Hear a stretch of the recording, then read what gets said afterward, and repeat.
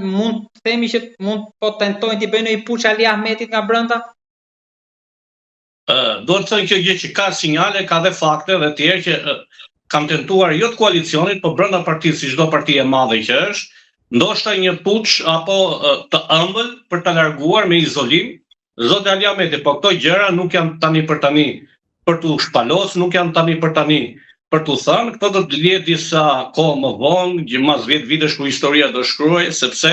do ta dimë që shqiptarët në Maqedoni nuk është si Shqipëri dhe në Kosovë. Këto përballen edhe me një luftë të brendshme vetë shqiptar, po edhe me luftën e shtypjes të maqedonasve, të pushtetit maqedonas, së qeverive maqedonase në pas viteve 90 apo qoftë në kohën e komunizmit. Pra duhet jemi shumë kujdesshëm, nuk është mirë që këto fakte për momentin të dalin. Por nuk ka asnjë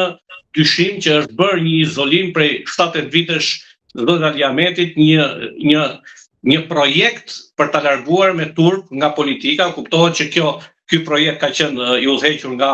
slavët, nga struktura shtetërore slave, por dhe i ndihmuar nga vasalët shqiptar, nga keqbërësit shqiptar, nga këta njerëz që ndodhen brenda BDI-s, jashtë BDI-s, pra rrethit ton ku jetojmë në Maqedoni. Pra, nuk është e pamundur, por është e mundur dhe ka të tilla gjëra, por nuk është mirë për momentin të themi duke ditur që ndodhemi edhe në fushat, ndodhemi për votim në raundin e dytë, siç kemi Tetovën, siç kemi Strugën apo qytete të tjera Dibra, apo kemi edhe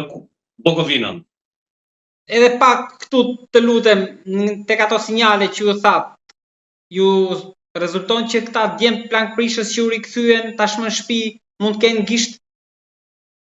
Jo, nuk kanë qenë plankprishit jashtë BDI-s, kanë qenë rreth i brenda që morën përsipër të fitojmë zgjedhje duke larguar themeluesit e BDI-s, duke larguar babaxhanët e BDI-s, duke larguar njerëzit ish luftëtar të Ali Ahmetit që ka pas ekipin e tij luftëtar prej 5-6 vitesh apo 7 vitesh, ta i larguan me heshi gjoja, ne jemi të rinj, ne do sjellim frymën e re, ne do sjellim zhvillimin. Faj këtu mund ketë dhe Zoti Ali Ahmeti që i dha një besim atyre dhe mundësi symbyllari, gjë që tregovi dhe kohaj, këto e tregovi në Çajir, e tregovi në Tetov, e tregovi në Kërçov, po them edhe një herë, ka një aty sepse nuk ka e mundur që Zoti Bilal Kasami të ketë rreth 4000 vota më shumë se Zoti Bajram Rexhepi, po ashtu siç tha kryeministri i Maqedonisë, 4000 deri në 5000 vota janë votat e maqedonasve. Dhe raundi 2 do të tregoj në Tetov se sa, por mos harrojmë, BDI-ja humbi Çajirin përsëri me votat e maqedonasve, humbi edhe shumë komuna të tjera shqiptare, BDI-ja që i ka udhëhequr për 20 vitesh me ndihmën e maqedonasve. Pra, matematika dhe është bërë një skenar i përgatitur shumë mirë. Por siç e thash, plankprishit nuk janë jashtë BDI-s, patjetër që ka dhe jashtë, po janë në fillim brenda BDI-s, rrethi që e ka udhëhequr BDI-n këto 3-4 vitet e fundit apo 5 vitet e fundit. Ju nuk prisni që princat, nëse do marrim shembullin analogjinë me Tiranën, siç ishte rasti Tahirit apo Veliajt, që të ngrenë kokë në këto momente brenda BDI-s?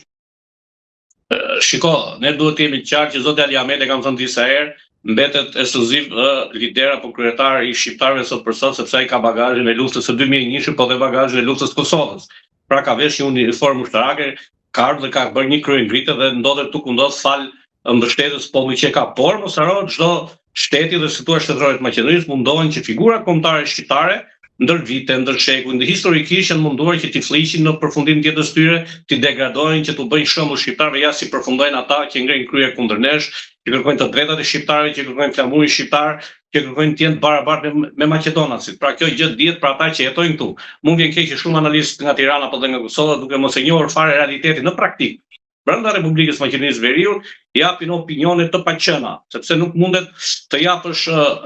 si shijohet një gjell pa e prodhuar. Pa e provuar atë gjell, pra duhet ta provosh, pastaj kapësh mendim me shumë krip po me pak krip. Prandaj unë e kam fatin që jetoj këtu dhe jam i drejtë për drejtë, por ka dhe shumë analistë të tjerë që janë po këtu që flasin në bazë të interesit të punës atyre, sepse varen nga çdo fjalë që nga ata varet dhe vendi i tyre i punës, sikudo në Ballkan që ndodhet edhe në Shqipëri dhe në Kosovë ndoshta. Zoti Dalla, po në kampin tjetër, se këtë jemi qartë që është Ali Ahmeti, Nishi dhe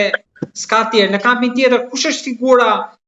qendrore dhe tashmë në vazhdim e Vlenit, Izet Mexhiti apo Kasami, pra si qëndrojnë? Do të themi të vërtetën që është, këta janë çausha të çdo katundi apo pashallar të çdo kazaje të vogël, siç janë me 100.000 banor apo me 50.000 banor, Zoti Izzet Mexhiti mund të themi thojë se është fëmia i rritur i Ali Ahmetit, e ka marrë 27 vjeç Ali Ahmeti, i ka dhënë mundësinë të jetë kryetar bashkie i Çajirit 3-4 mandate, të jetë kryetari i grupit parlamentar BDI-s, nën kryetari i BDI-s, pra ka krijuar atë tabanin e tij në emër të BDI-s, në emër të zotit Ali Ahmetit dhe është krijesë e zotit Ali Ahmetit. Pra, është luftuar BDI-ja nga vetë njerëzit e BDI-s, ndërsa zoti Kasami erdhi para 4 vitesh në komunën e Tetovës, fal disa sherreve dhe mosmarrveshje brenda të BDI-s në Tetovë, që unë i di shumë sakët, dhe erzuan kandidaturën atëherë të zonjës Tevuta Arifi për inat për xhelozi siç e kanë shqiptarët, edhe erdhi dhe u fuqizu pastaj, sepse njerëzit ndryshojnë dhe lëvizin shumë shpejt, nuk kanë ideologji. Pra, për një vend pune, për një regjistrim në një shkollë të mesme, për një notë 4 ta bëjnë 5 fjala vjen, ata japin votën. Pra, shumë e lirë vota këtu në krahasim me ideologjinë që ndodh në Kosovë dhe në Shqipëri. Prandaj nuk janë se janë personaliteta por lider. Çfarë mund të ofrojë Izzet Mexhiti në aspektin e çështjes kombëtare, që përtej Çajirit atë nuk e njeh askush. Çfarë mund të ofrojë zoti Bilal Kasami, përtej Tetovës nuk e njeh askush. E njeh vetëm pse shkon 5 herë në ditë në xhami dhe fale, po zoti i shikon dhe zoti shef zemrën, jo fjalët.